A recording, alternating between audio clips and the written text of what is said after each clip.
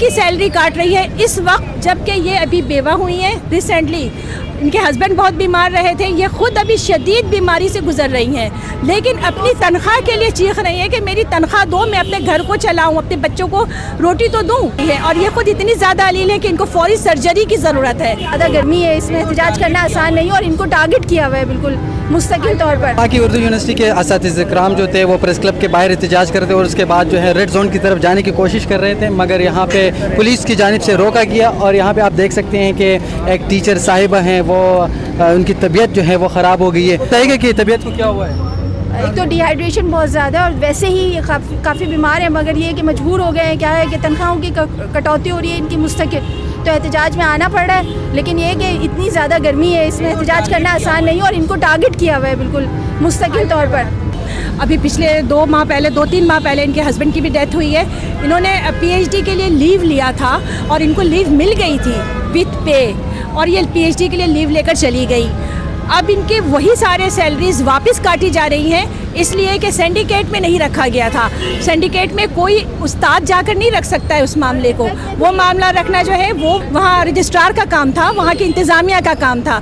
یہ انتظامیہ اپنی نااہلی کو چھپانے کے لیے ان کی سیلری کاٹ رہی ہے اس وقت جبکہ یہ ابھی بیوہ ہوئی ہیں. ریسنٹلی ان کے ہسبینڈ بہت بیمار رہے تھے, یہ خود ابھی شدید بیماری سے گزر رہی ہیں, لیکن اپنی تنخواہ کے لیے چیخ رہی ہیں کہ میری تنخواہ دو, میں اپنے گھر کو چلاؤں, اپنے بچوں کو روٹی تو دوں.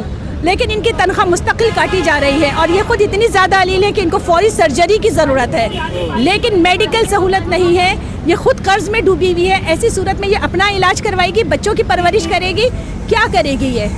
صحیح. میم سے بھی کوشش کرتے ہیں. میم بتائیے گا کہ اتنی مشکلات ہیں, اب ابھی احتجاج میں آپ کی طبیعت بھی خراب ہو گئی ہے, کیا کہیں ہیں؟ اصل میں بیٹا بیمار ہوں اور مجھے سرجری کی ضرورت ہے, لیکن میڈیکل بند ہے, اور کیونکہ میری یہ غیر قانونی کٹوتی ہو رہی ہے میری تنخواہ سے.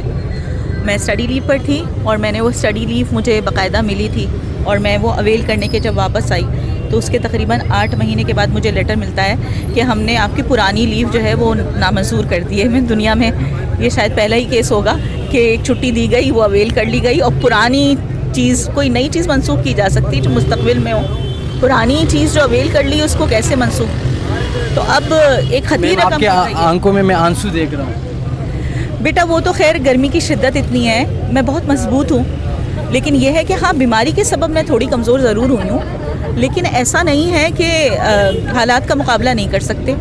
میں احتجاج میں بھی صرف اسی لیے شامل ہو رہی ہوں کہ آواز اٹھانی چاہیے, جو چیز بھی غلط ہو رہی ہے اس کے لیے آواز اٹھانی چاہیے.